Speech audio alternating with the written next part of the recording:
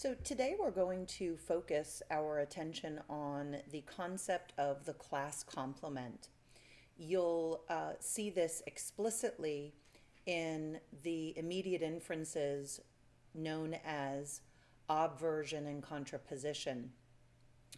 Conversion, obversion, and contraposition, as you know, are immediate inferences that either result or do not result in a proposition that's equivalent to the original. So the inference known as obversion applies to all four categorical propositions equally. In other words, the obverse of an A proposition, the obverse of an I proposition, the obverse of an E proposition, and the obverse of an O proposition result in a statement that's equivalent to its respective original. And this is both for the modern and the traditional interpretation of the universal. Conversion and contraposition, however, are not inferences that result in equivalent propositions necessarily. And so conversion and contraposition are mirror rules, if you will, where conversion is valid unconditionally for E and I propositions, is valid conditionally, that is by limitation on the traditional interpretation for the A proposition, and is never valid for the O proposition. Contraposition is valid unconditionally for A and O, valid conditionally, that is by limitation on the traditional interpretation for E, and never valid for I. So we'll see a chart at the end of this discussion that I hope will give you a visual of what I've just said. But again, the focus here is on understanding what the complement of a class means. So I'm going to build this idea. First, let's look at a couple of definitions that are quite helpful. A class complement includes everything excluded from the original class, and this complementary class can, of course, be designated by its own categorical term. Thus, cows and non-cows are complementary classes, as are things weighing more than 50 kilograms and things weighing 50 kilograms or less. Sorry, per usual, I'm having trouble enunciating. Everything in the world, in fact, everything we can talk or think about, belongs either to the class designated by the categorical term or to its complement, right? So if we're talking about a single class going back to cows, right, whatever is excluded from the cows class is a non-cow. Now, we may have two classes of thing, which we typically do in our categorical propositions A, E, I, and O, but that doesn't mean that we can't start by looking at a single class and its complement. I think that'll be helpful. And then a shorter definition with no examples is the second bullet point. The complement is the set of objects that do not belong to a given class. Okay, so let's start with visualizing the class complement for particular claims and a single class. And I think that it's typically the case that starting with the single class and a particular claim is arguably the easiest way to build this concept that we want to work on. So let's suppose we have the following versions of talking about what's outside of the kittens class. There is a non-kitten. Not everything is a kitten. Now we have our circle, which is our visual for a class. In this case, the class of kittens. And if we want to assert the existence of a non-kitten, we get the X, right? So this is a notation that we're used to using in diagramming categorical propositions. Let's try another one. Something is not a pound of butter. Here is again our circle that is going to designate, in this case, the class of things that are a pound of butter. And then we're saying that there is something outside of the class of things that are a pound of butter. So what we're talking about is, with the X in each case, is the complement of the class in question. We can say, again, for example, that the complement of the class of vertebrates is the class of invertebrates. So here again, our circle, our class of vertebrates, and then whatever we're talking about with respect to the non-vertebrates is designated by the X. And maybe I should be more precise and say that when we're talking about at least one thing being a non-vertebrate, means that we have our X outside that circle. We can make the same visualizations or similar visualizations for the single class with universals. Now remember that when we are visualizing our claim using the Venn diagram method, and we represent not just emptiness, but, if you will, non-being with shading, what we're saying is that shading means that there's nothing here where you can put something. So go back, for example, to the very explicit way in which we can understand this when you think about the modern interpretation of the universal and the square of opposition, specifically contradictories. The A proposition asserts that there is not even one S that could be outside of P. That's why the area of S outside of P is shaded.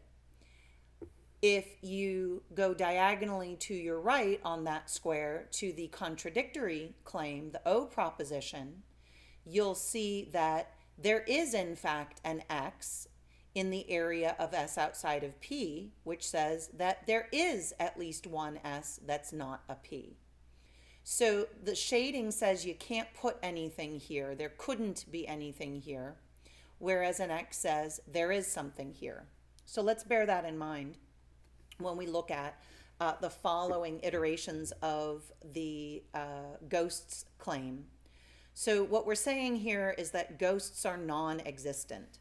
So we've got our circle, which represents a class, in this case the class of ghosts. And what we're saying is that this class is empty, or there couldn't be anything here.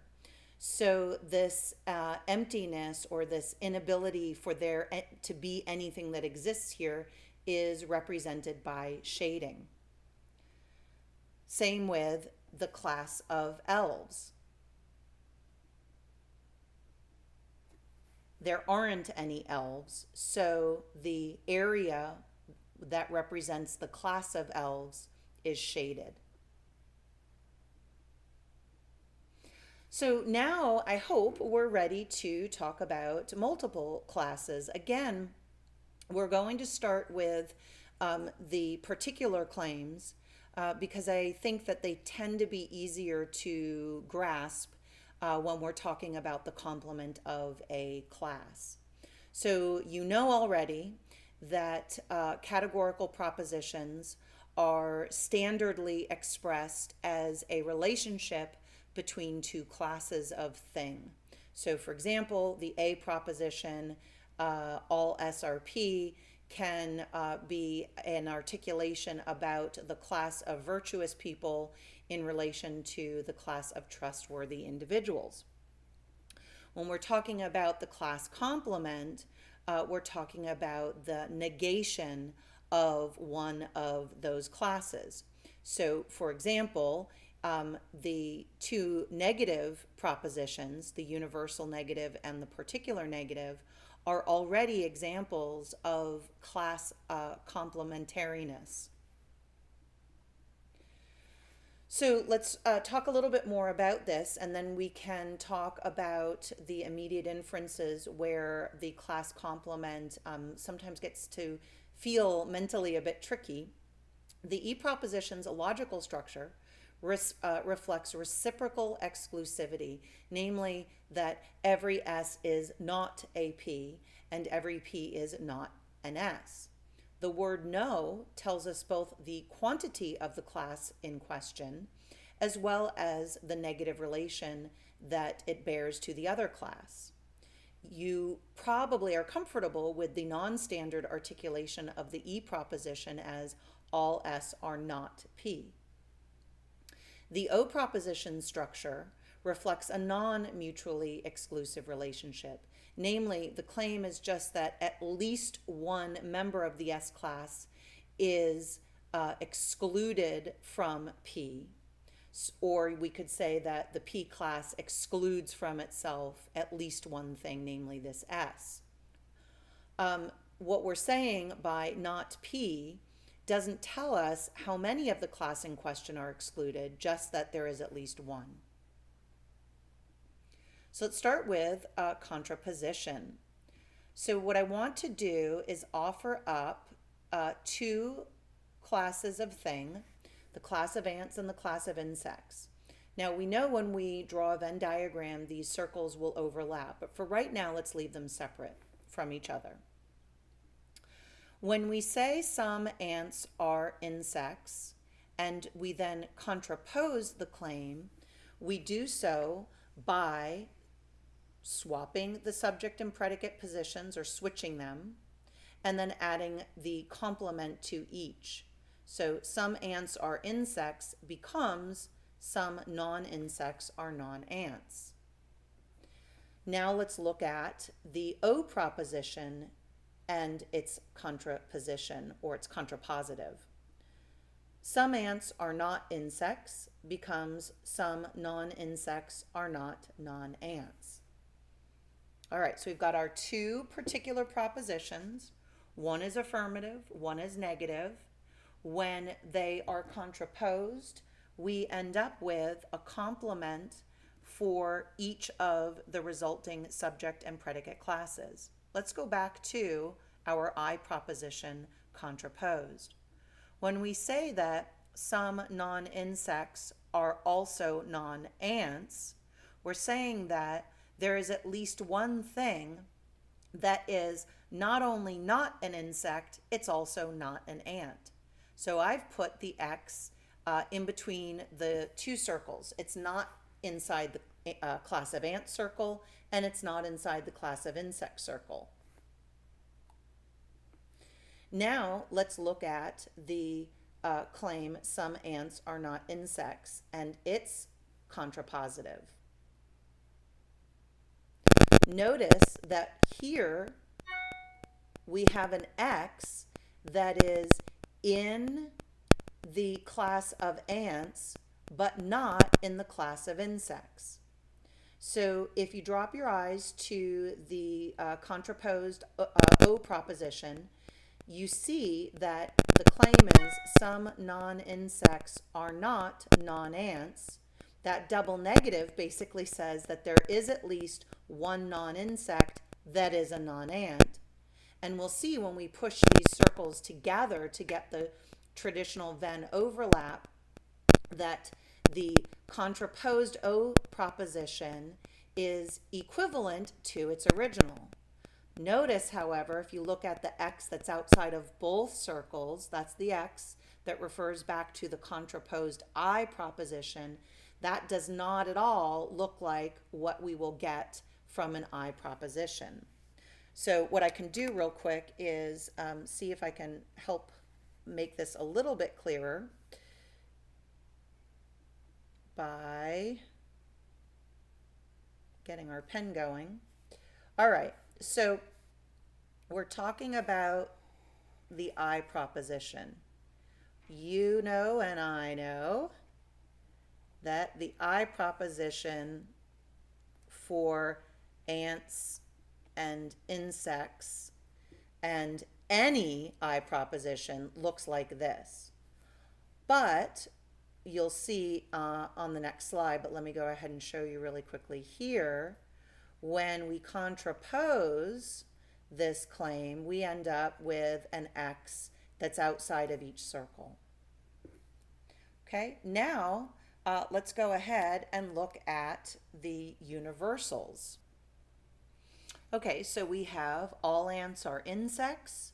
The contrapositive is all non-insects are non-ants. And we have no ants are insects. The contrapositive is no non-insects are non-ants.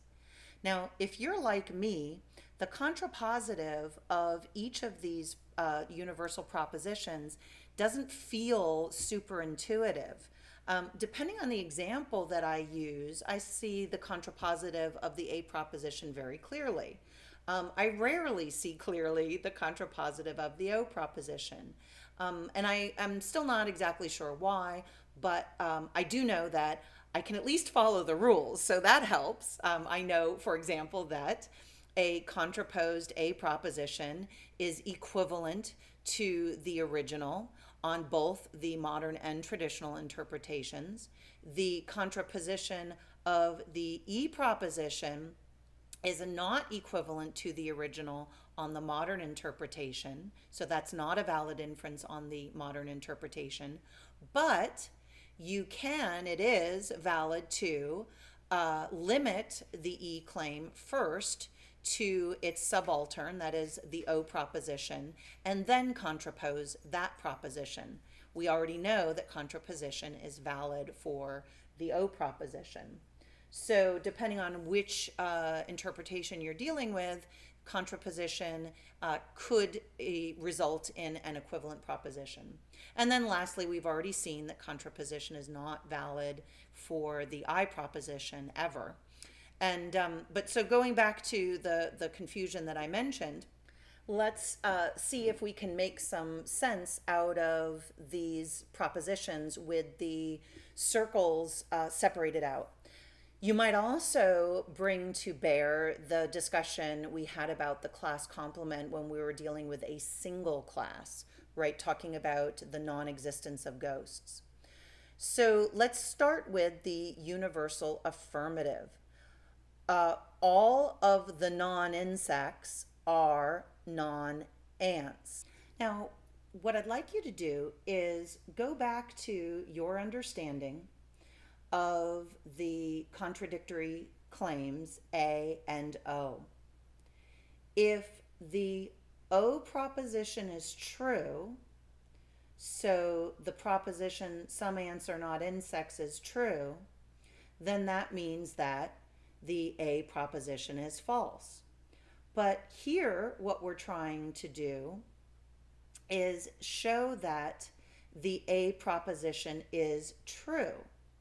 So even if we're confused about the non-insects, non-ants diagramming, we at least know that the A proposition, if true, if true, is going to mean that the entire area of ants that's outside of the insects class is empty. So that would mean that the class of ants circle is shaded, right? But in order for us to show this properly, we need to have our overlapping circles. So that's a way for us to get started on understanding the relationship between the non-insects and the non-ants. The no ants are insects, the E proposition, we know is not equivalent to the contrapositive, no non-insects or non-ants. But how do we know this? We know that if we can step down first to the O proposition on the traditional interpretation, we're good to go. But we're not talking about limiting the claim. We're talking about what we can say about the proposition. Well, let's see if we can make some sense of all these negations. When we say that there is at least one non-insect that is a non-ant, remember that X right there in the middle of the screen tells us that that is one thing that is not an ant and it's not an insect.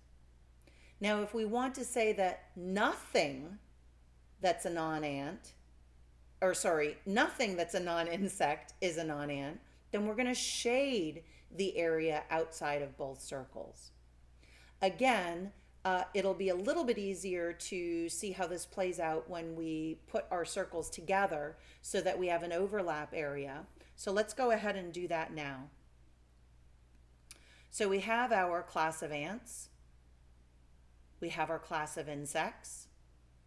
Recall that we said that the claim some non-insects are non-ants looks like this. You put an X somewhere outside of both circles.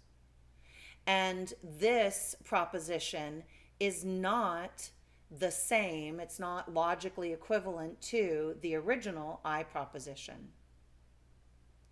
Now, when we want to make the universal no non-insects are non-ants, what we're going to end up doing is shading that area. But let's continue on. Some non-insects are not non-ants. We said that that is diagrammed with an X in the area of the ants class that is outside of the insects class. Now, why is it inside the ants class? Because we're saying that there is at least one non-insect that is not a non-ant, which is to say it is an ant. So our O proposition is equivalent to its contrapositive. Now let's take our universal affirmative. Remember that we said that the A proposition is a contradictory to the O. So what we're going to do, if we want to say that the A is true, is we're going to shade this area. There can't be any X here. We're going to shade this area of ants that is outside of the insects class. And I hope that this way of looking at the shading helps a little bit to understand that when we're saying all of the non-insects, so everything that's not an insect, all of this stuff out here, as well as all this stuff, or this area out here, as well as all this stuff, is the class of non-insects, right?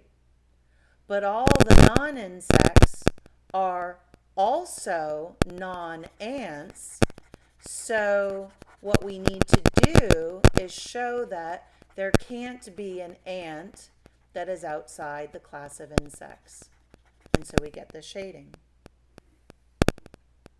Now, let me go ahead and reset the shading so we can get to our universal negative, our E proposition, and show how the shading works here. So here's our contraposed E proposition. We have no non-insects are non-ants. Now remember that some non-insects are non-ants is designated or is diagrammed, as we saw, with this X here, right? So there's at least one thing that is a non-ant, non-insect. It's outside of both classes. But if we want to say that nothing that is a non-insect is a non-ant, then we have to say that this area is entirely empty, or this area does not allow there to be even one thing.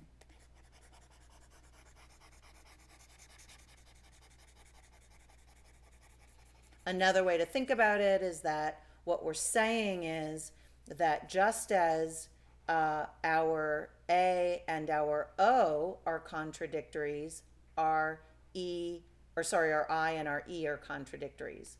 And I know what I have here is not the standard layout for the square of opposition, but this should not throw you off. I hope that the way I've laid things out makes sense for the purpose of this tutorial.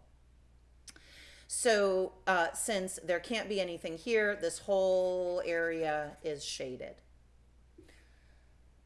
So I don't know, but you'll tell me if thinking about the complement of the class for the A and the E claim with respect to um, uh, uh, contraposition makes sense if we think about our contradictories.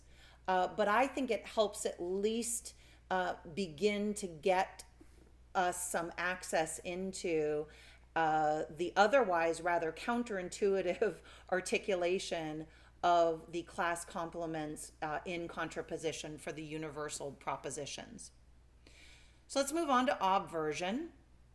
Here again, we've got our class of ants. We've got our class of insects. We know that the obverse of each of our 4 claim types is equivalent to the original.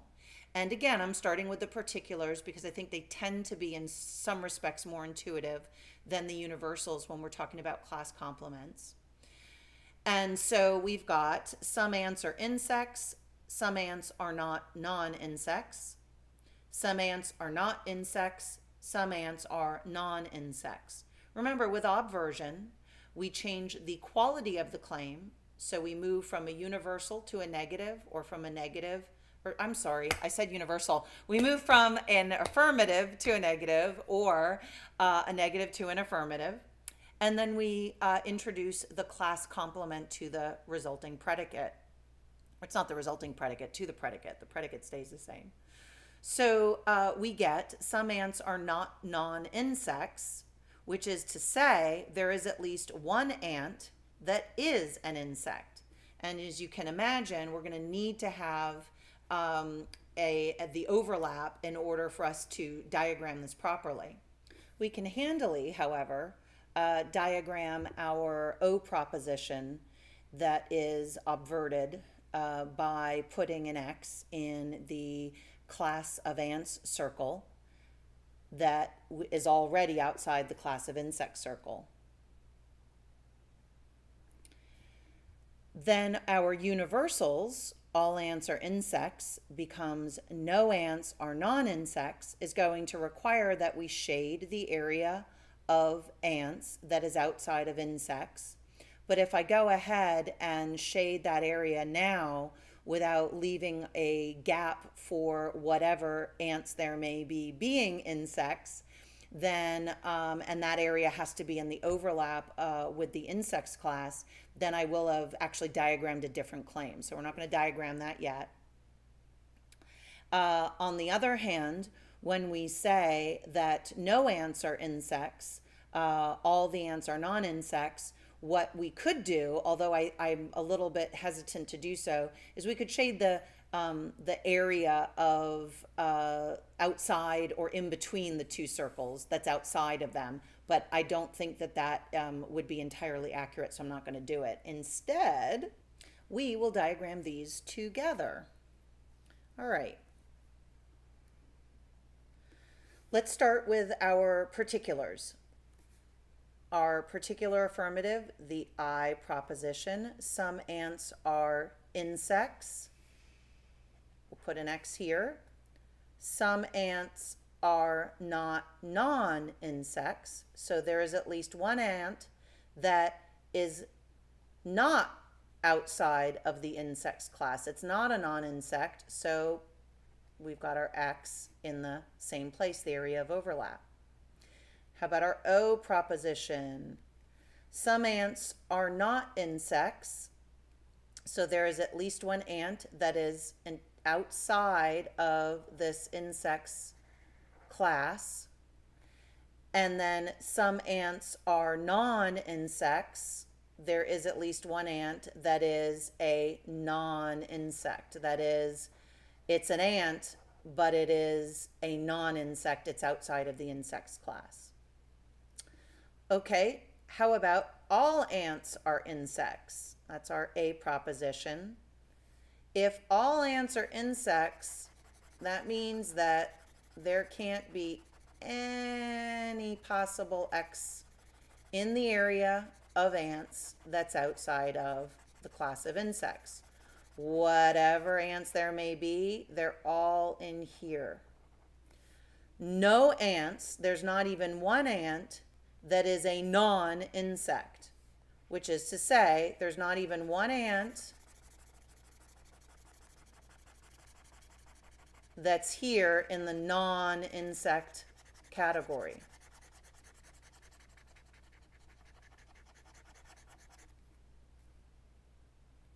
Okay, now I've cleared the deck, as it were, for the E proposition because otherwise we'd be in a real mess. So no ants or insects. This area of overlap is unavailable. Can't put anything here. So we shade it. All the ants, every single ant that exists, or that could exist, I should say, because we're on the modern interpretation. Every ant that could exist is not in the insects class. So all ants are non-insects means that whatever ants there may be, they're not here. All right, let's go ahead and take a look at this chart. I'll leave you to it. I would recommend that you pause so that you can look at this chart and see how the equivalences do or don't pan out for each of the immediate inferences, and then see if you can backfill, if this chart makes sense to you, see if you can backfill more understanding in terms of your grasp of the Venn diagrams. So let me say that more concisely. Let's hope, and today's not a good speaking day for me, let's hope that this chart, if it makes sense to you, helps you better understand whatever might be tenuous in your grasp of the Venns. All right, enjoy.